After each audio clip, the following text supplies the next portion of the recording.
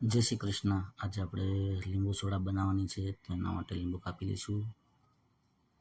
એક ગ્લાસ લઈ લઈશું. મીડિયમ મસાલો નાખવાનો. આખું લીંબુ યા તો પછી અડધું લીંબુ આપણે એડ કરી શકીએ.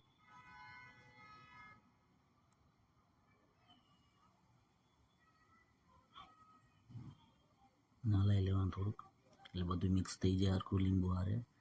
પાણી ભરી લેવાનું. આપણે જેટલી સ્ટ્રોંગ બનાવી હોય એટલી સ્ટ્રોંગ આમાં બની શકે સોડા.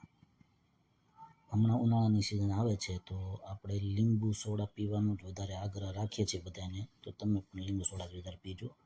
રેડ બુલ ને એવું બધું ખાલી ડ્રિંકના નામે વેચી દેવામાં આવે છે. એનાથી કોઈ એનર્જી નથી મળતી.